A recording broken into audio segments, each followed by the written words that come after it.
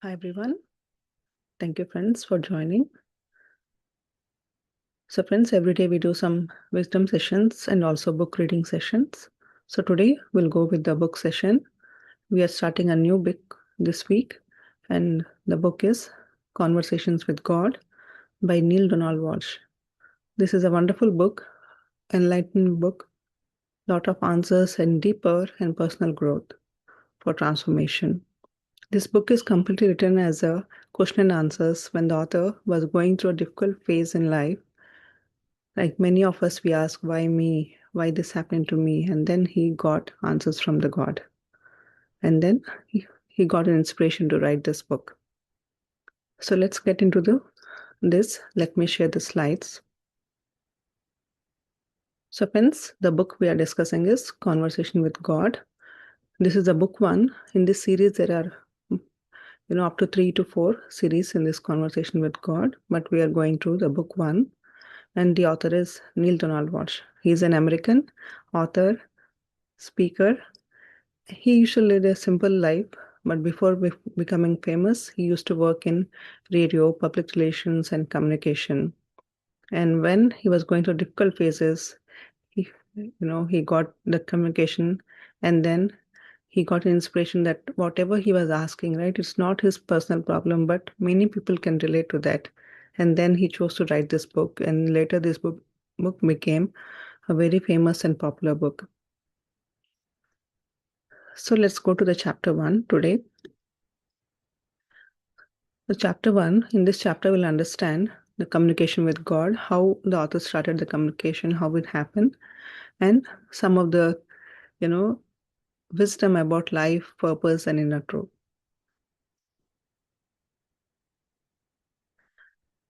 So as I said, the difficult phase in life. So the author was going through a difficult phase where he was facing issue in career, in relationship, in all the angles, right? And of course, when we go to those challenges and all, we feel, life is failure, emotionally, personally, everywhere he was struggling. Though everything seems good, but still he was struggling with all these things. Then he was very worried, like all of us, he get frustrated, right? We blame everyone. And similarly, he also started the same. So normally what he does, every time when he get frustrated or get anger and all, he writes a letter to that person. He never posts it, but he has a habit of writing. He writes down whatever anger, frustration, whatever he want to say to that person, he writes it and keeps it. But this time he was so much frustrated with the things and situations happening that he thought, writing to the person or blaming others will not work. He will directly blame or he will directly write to the source, that is the God. He will write the letter to the God, that ultimate one, right? Then he started writing the book, writing the letter, that whatever questions he had, whatever the frustrations, he keep on entering into the pages.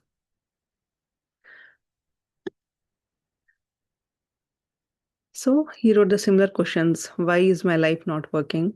Why no happiness in relationship? Why constantly struggle with money? What did I do to deserve this? Right? And whatever the general questions we normally have, the same thing the author had, and he started writing this and even many others. But here he listed some of them, but he was keep on writing whatever he had. Then as he was writing, suddenly something unexpected happened. As he was writing the last question, and then he thought he will, put the pen aside. Before he could do that, something came, you know, as if someone was speaking, and then his hand was automatically writing. And he said, if I will you listen if I answer? Are you truly looking for answer or are you just writing it? If I answer, will you listen? Then he didn't know. It was coming from somewhere, within him. It was not outside. Someone was speaking. It was coming as a thought, and his hand was writing. Then he said yes. Then the answers started coming. The next, you know. So that's how the conversation begins. Now the God or the Supreme, it started sending him the answers. So now the author says that he was not thinking anything, but he could feel that something was coming. It was not his thought or imagination, but he feel that something was coming in his mind. And he was keep on writing whatever it was coming, his hand was keep on writing it. And actually the answers came. So whatever the questions he was looking for, the answers started coming. It didn't happen for few days or few months, it happened for years. Many years, the wisdom or the answers used to come and he used to write it. And sometimes, whenever, you know, between those answers or wisdom when it was pouring out, in between, if he feels like he was thinking or imagining or something he was doing by its own, then he used to stop. And then later again, whenever he feel, again the wisdom, the true inspiration is coming in silence, then he used to started writing that because he knows the difference, right? When he was thinking and when actually the answers were coming. And as the answers started coming, initially he thought, the answers will help him because he was the person who asked it for, and and he will be benefiting that. But as he was going through and as he was meeting his friends and other people, then he saw that these questions were not just him, but for everyone. Everyone could relate the same. So it was not his personal. Initially, he had this belief that it was only for him, but these challenges, these questions were for everyone. So it was not his personal, but later he realized it is for everyone. So that's how he got an inspiration to write the book. Earlier, he was writing in his own diary or something, but later he got an inspiration to publish this as a book. Whatever the answers, the question and answers he got, he started publishing this book. And that's how this book came into reality.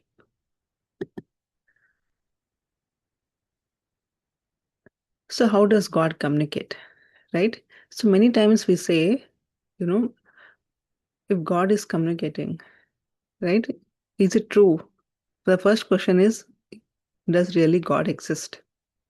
And if so, how does he communicate? Right?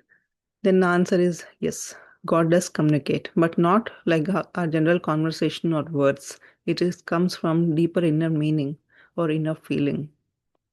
Based on our emotions or feelings, God will communicate. Very rarely words are used, but mostly it comes from the inner feeling. And who receive these messages? Here, everyone receive these messages. We always think, only certain kind of people, only masters or priests or, church fathers, those kind of people, who are higher elevated people, they get the messages, not for the ordinary people. But here the author says everyone will get messages. So here there is no difference that one person will get others, but we are not aware or we are not realizing that. So the answer is God communicates with everyone all the time. Here the author is saying, based on these answers, the God says that I am always communicating with you, each and every moment. But we are not listening. Who is listening?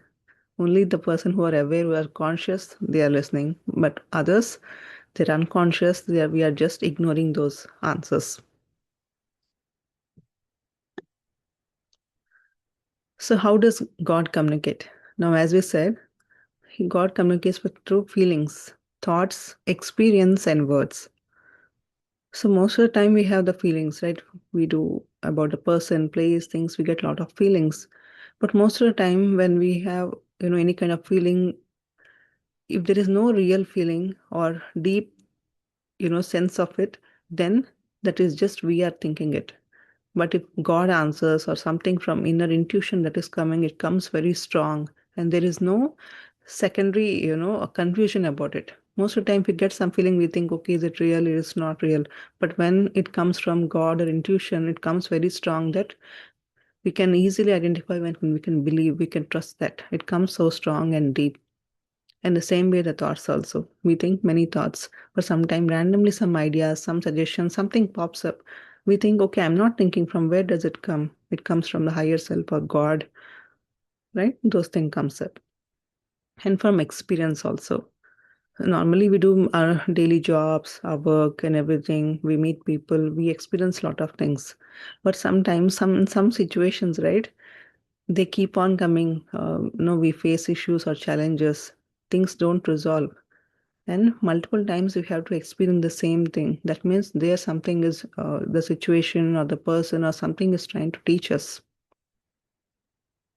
So that's also again the message from the God. We think why these things are not happening, why I'm not able to overcome this. That means there is some learning for us from that experience. And that is God is stressing us to observe it carefully or to learn or to stress on it. But we ignore many times. Other than after a few days or few years, when it goes very serious, then we think about it. But most of the time, if any patterns are repeating, we just ignore them. We think why it's happening, but we don't work towards it. But these things are also from God, the messages. And words are the least. God says he rarely communicates with the true words because when words are spoken, different people interpret it different ways, right? If you hear something based on your thought, your emotions, you understand a different level. I may understand a different level. So everyone interpret in different way based on their level. So there is always chances that we misunderstand that or take it in a wrong way. So most of the time, very rarely God use words, but most of the time he communicates through feelings, thoughts, and experience because they are very strong that we cannot ignore them or we cannot misunderstand them. They comes very deeper level. Words can be misunderstood, but not feelings, thoughts, or experiences. So how to recognize the truth? Now we know that God communicates through feelings, thoughts, and words, right? So if they are coming, how can we recognize that they are true? So here the God says that highest thought, whatever the highest thought is joy. If you're thinking something, you should feel happy. You should feel the joy. There is no confusion, there is no blame, there is no negative emotions related to that. That means that is the righteous truth that is coming from the divine or God inspiration. And the clearest words are truth. When, if you are speaking or if you're hearing from someone, that is the clearest words. There is no judgment, there is no confusion, but they are very simple and easy truth that are clearest words that comes to it. Then you know that is the truth. And the feeling, when God communicates through your feeling, then you have that love, that empathy, that compassion. Right there in those feelings, there will be no negative like fear, jealous, anger. Those things will not come when the feelings come or the messages or answers comes from God, right? At that time, you feel very grateful, compassion, or you love, that joy.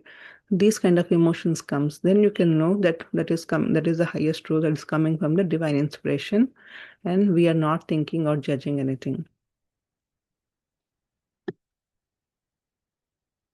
So now we know that we are receiving messages from God and how gods communicate. So the next author question is why we miss these messages. So the God answers, so everyone receive these messages. We miss them because they are too good to believe. Sometimes we get anything, we think, okay, is it real? Is it true? Or am I, thinking or am I overthinking? Whatever we think, right? If it's too good, we don't believe, we don't trust. It might be my assumption, it might be. So we don't believe. And the second one is too hard to follow. If something comes from the inspiration, it is the highest truth. And it's very difficult to follow them. So we ignore them. And many times we want to do something, and the inner feeling says, don't do, there is something else. This is not right. But we want to do, so we ignore it. So it's hard to follow and misunderstood. When it comes, we don't think it's real or we misunderstand that. That's why we miss those messages. And the fourth one is not notice. When the messages are coming, we are not in that awareness to notice them or to realize them. So these are the four reasons why we miss the messages from God. Everyone will get, but as we slowly, miss, we don't believe it or we don't follow or we misunderstand or we don't notice it, then what happens? Slowly we lose this connection. And it's become very difficult to form that connection back. So we need to be more aware and mindful every day in our thoughts and emotions so that we can easily access our inner feeling or the message from God or higher self, whatever the supreme or divine you say, from there the messages comes. Now the author asks, how do I know, like, is this my imagination or reality? How can I differentiate? So God said, God can use imagination also. Why you think like if something is coming, it's your imagination, then why can't it be true? See, what all we imagine, everything is not in our mind, right? Something we think or imagine beyond what we can think or what we can imagine. So when we are thinking beyond, that means it's coming from the God. It's not. Whatever we can imagine is what we know based on our experience or the wisdom we know. We can only imagine at that level. If something is coming beyond that, means that is not our imagination. It's coming, the ideas or the inspiration is coming from the divine. In meditation, also something when we are in a deep state, something randomly come. We didn't think, we don't imagine. It seems like we are imagining, but it is something very real. That means it's coming from the divine inspiration. And the clarity shows deeper. So that clarity will be very clear. There will be no second judgment. There is no confusion, but it comes very straight and direct. Then we know that it's not our imagination, but it's coming from the divine. And here is saying no special people. Everyone is special and everyone matters. No exclusive communication. As I said, only if God only sends message to some kind of people, right? Only priest or any masters, but everyone gets these messages. Nobody are special. Everyone can notice them. So it's based on because we are thinking in that way, because we are not ready to notice them or to follow them. It just people assumption that only some people get those messages and other have to follow them. We have to follow the priest or these things. But here God says everyone gets those messages and everyone is capable of noticing them or connecting to the divine source. So here no one is special. There is no high priority or someone, everyone is equally, they are capable of receiving those messages. It just we need to be aware and sit in silence and observe what's happening.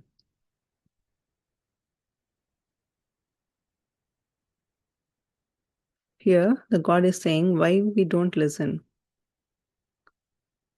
So as we know that God communicates with everyone, now why don't we listen?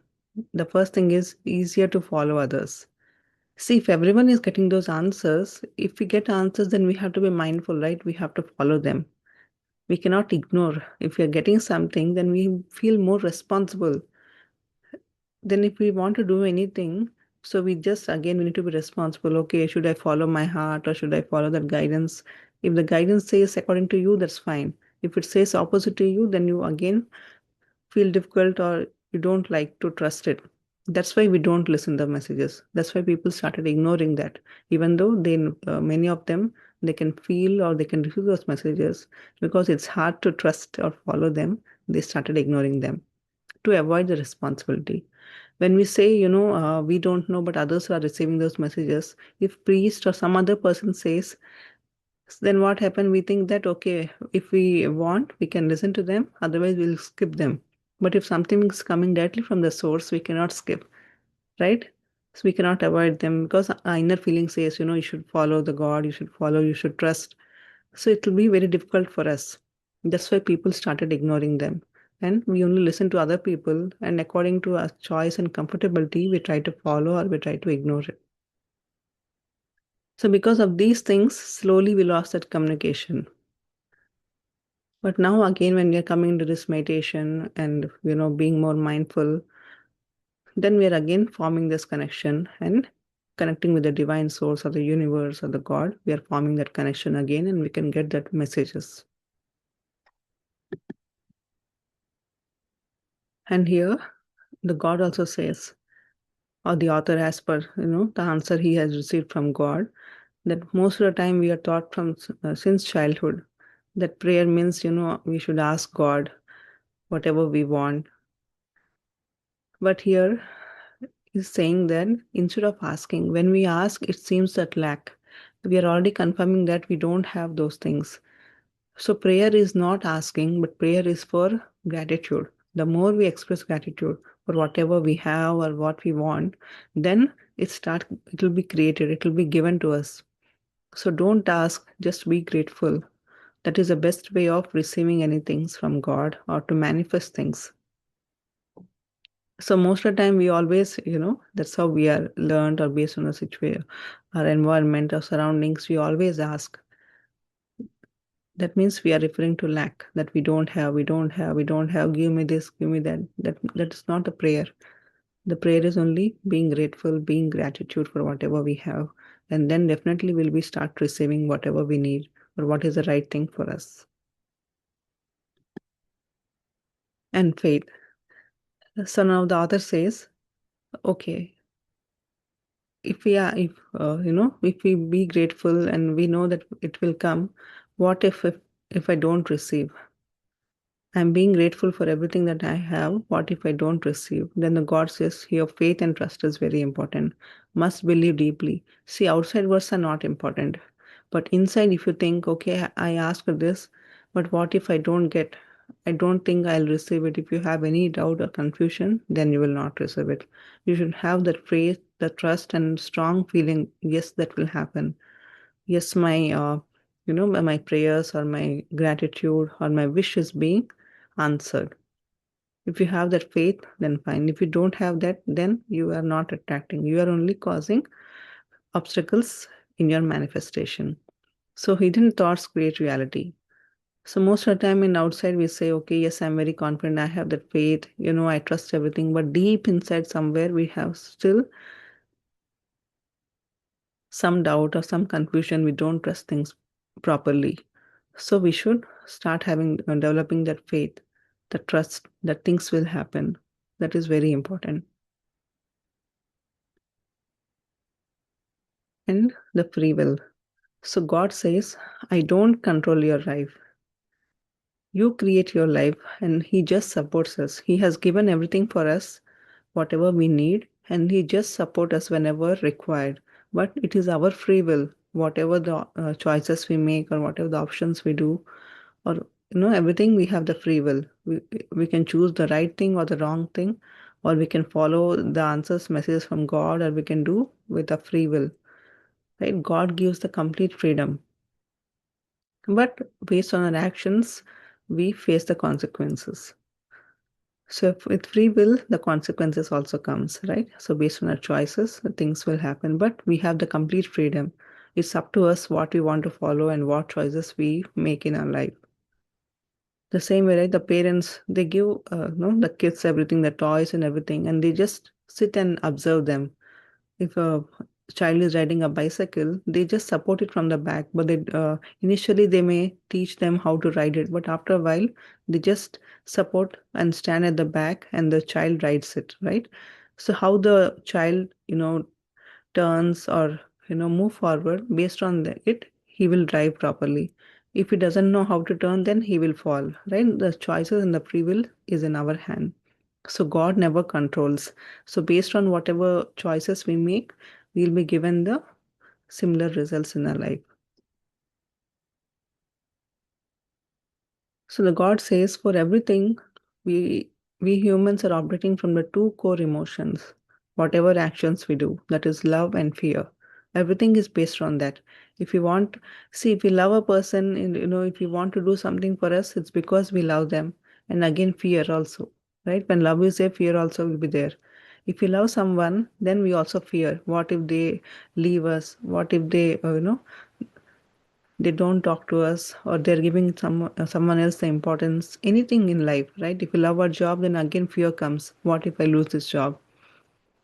So most of the time, for whatever emotion, the thoughts, feelings, everything, we are operating from this two only, love and fear.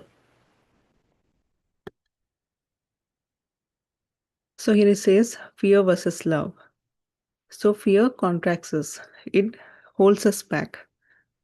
When fear is there, we are not easily open to everyone. We don't share, we compare, we get anger, we judge people, right? We fear of losing things.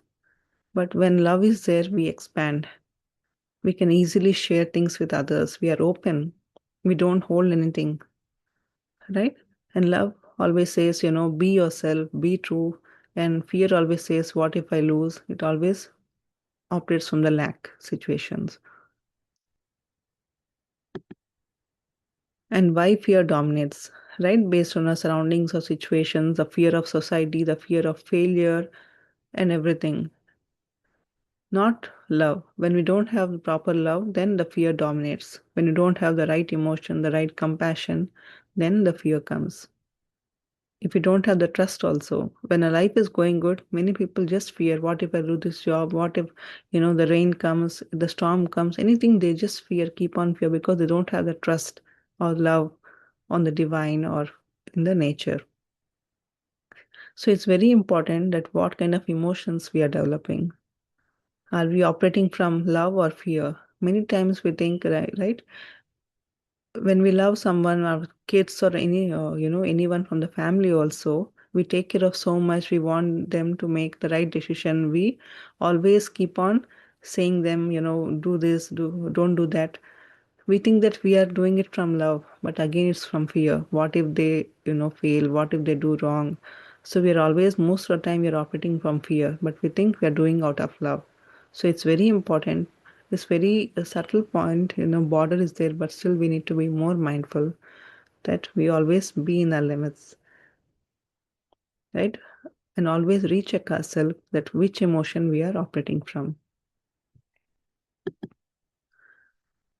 And here God says purpose of life. Our purpose of life is, we think, learning something. Of course, learning, trying new things are there. Here is saying the ultimate purpose is remembering who you are. We always think, trying or learning something, we'll understand our purpose. The purpose is whatever we know. Deep inside our soul has everything, all the experience, all the wisdom. It's just we are not recollecting, we have forgotten our own wisdom. So remembering who you are, that is itself is your purpose. The same thing, right? When we are doing this meditation every day, we are realizing our own self, who we truly are, without this identity, name, fame, everything, who we truly are. We always search outside. Who am I, our society, based on that. But internally, who you are. Remembering that you are the divine, that you are the soul. You are not the body, you are soul. That the ultimate truth is your purpose of life. Everyone should realize themselves. That is the highest purpose. And of course, we have many purpose in this physical world, doing our job or regular things. But everyone should realize their true self. Why we came here. What is my purpose? Who am I? And creation, not discovery. So we are constantly creating ourselves, right? We are not finding ourselves. So as we create things, we should also find who we truly are. Based on our inner wisdom, inner knowledge, once we know who we are, then we can start creating things.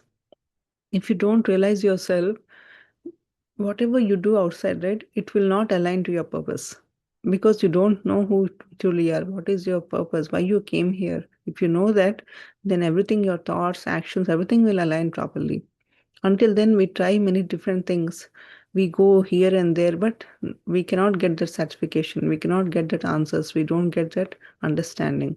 But once we know ourselves, then everything makes sense. We'll get the right things in our life. So realizing your own self is more important. Then we can create anything in our life. And here God says the important thing is inner voice. It's the most powerful guide for all of us. It's always present. We always, depend on external things, our friends, family, others, to make a decision or to get some answers or get some solution, right? But we have to start following our inner voice. It is very close. It is always within us. It always guides us, but we keep on ignoring it, right? So how this inner voice comes, what feels right, what feels wrong, what aligns with the truth, everything the inner voice says us. If we want to do anything, if we think anything, always the inner voice says, is it right, is it wrong, or is it the right truth? Is it aligning with your purpose or not? Everything the inner voice guides us, but we constantly ignore it. So as we develop listening to inner voice or intuition or the messages, right, then we can lead a happy, purposeful life. No need to depend on external things, and whatever actions we do, everything will be righteous. There'll be no looking back. There'll be no failure. There'll be no disappointments. Everything will be happy. It just we are ignoring that and we are deviating our path.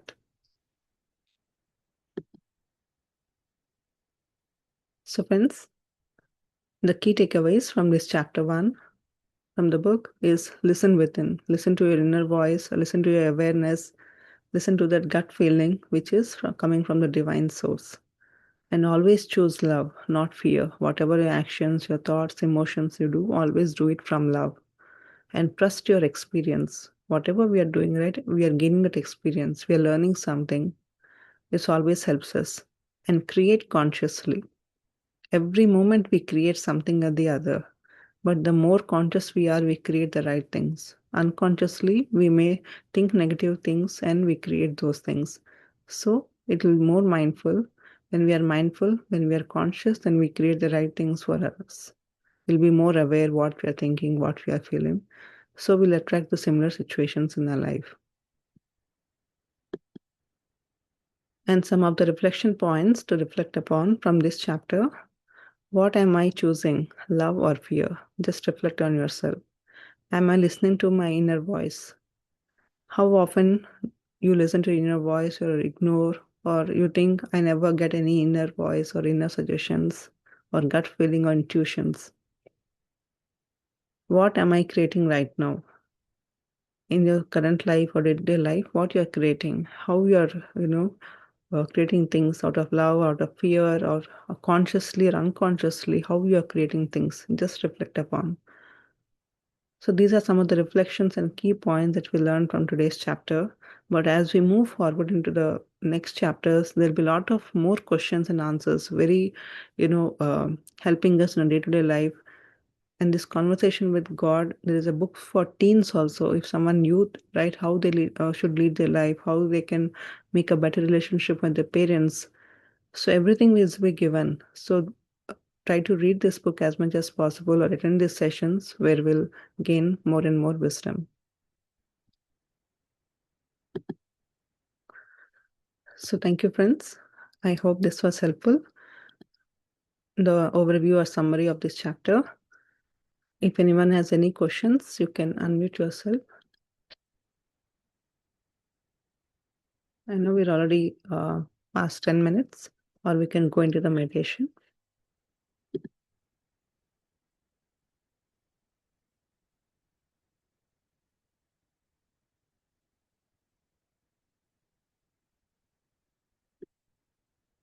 Okay, friends. So let's go into the meditation first. And then if anyone has any questions, we can take those. So as usual, we'll be doing the breath mindfulness meditation. So sit comfortably, close your eyes, clasp your hands, fingers into fingers, and observe your breath. So as we learned in today's chapter, when you are completely silent and aware, you might get some inspiration, some thoughts, or connect with God or the divine source. Just observe and see, do you get anything? And again, don't think about it. If it comes, just observe. Am I getting it? Why I'm not getting? If you think anything in the meditation, then again you're not doing your meditation. Just observe your breath and try to empty the mind. And whatever comes, once you come out of the meditation, you can reflect upon how you had the meditation experience or what you got or what did you see. You can think about it or reflect upon it at the end of the meditation, but not during the meditation. Right? Then again, if you think, if our analytical mind comes, then we are again coming out of awareness, right?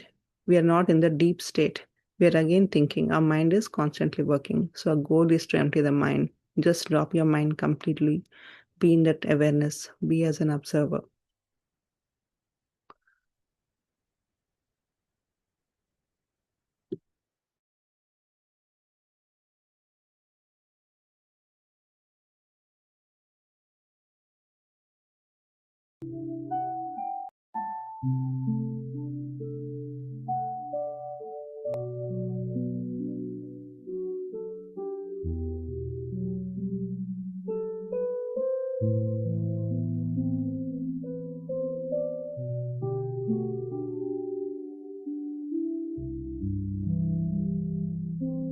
Dear friends, sit comfortably. Close your eyes. Clasp your hands, fingers into fingers. Observe your normal, natural in-breath and the out-breath.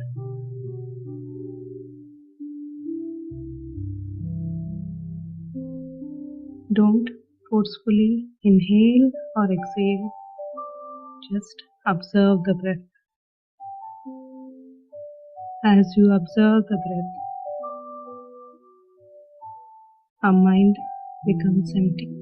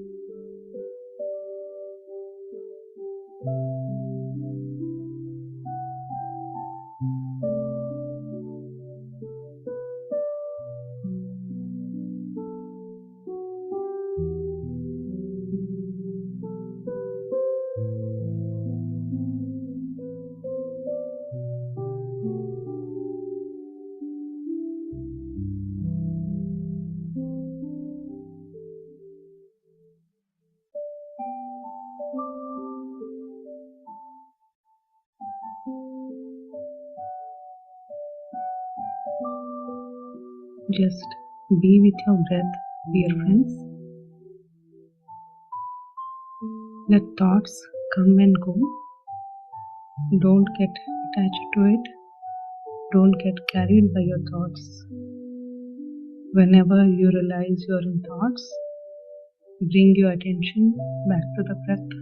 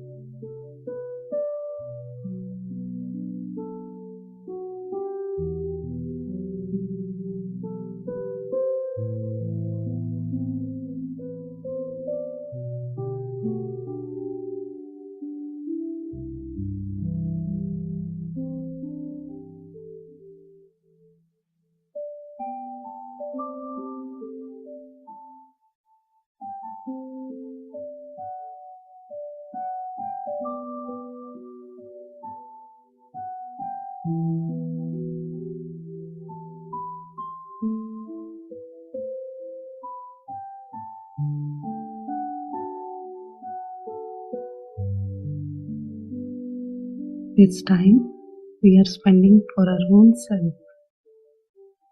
We are all into the group meditation. Go deeper and deeper into yourself.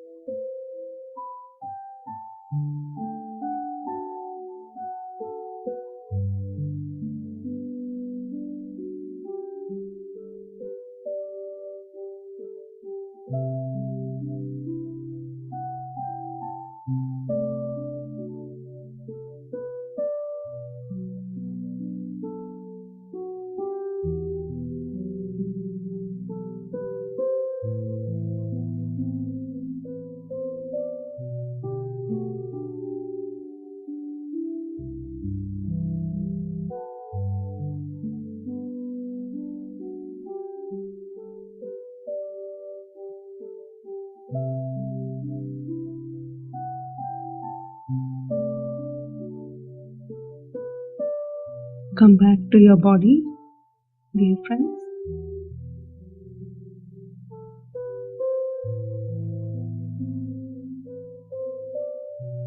Recollect your experiences. What did you feel?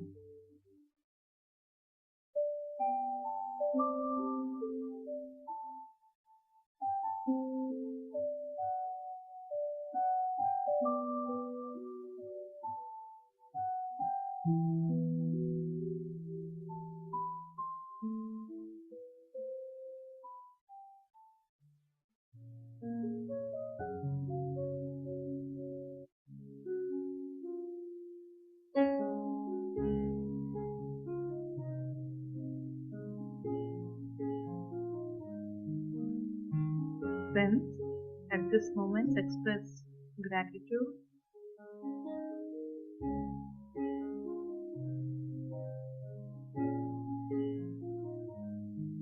Be grateful to your parents, teachers, and mentors.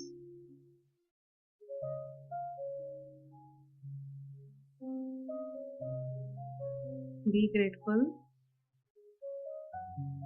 to your family members, friends, and everyone you know.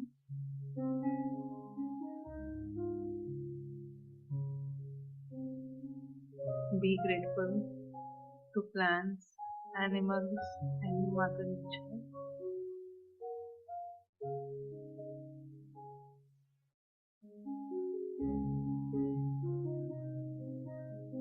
Be grateful to all the technology and devices which we are using, through which we are all connected.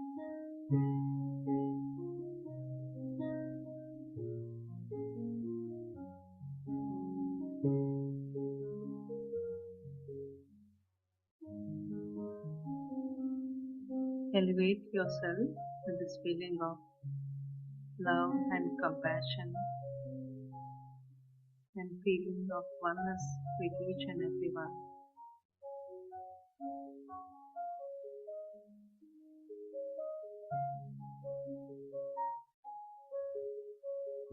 Whenever you are ready, place your palms on your eyes for 5 seconds and then slowly open your eyes.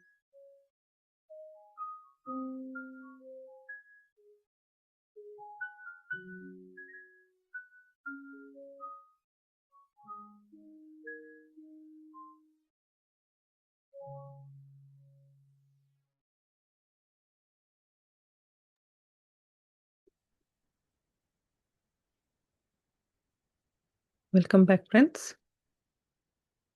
I hope you all had a good meditation today.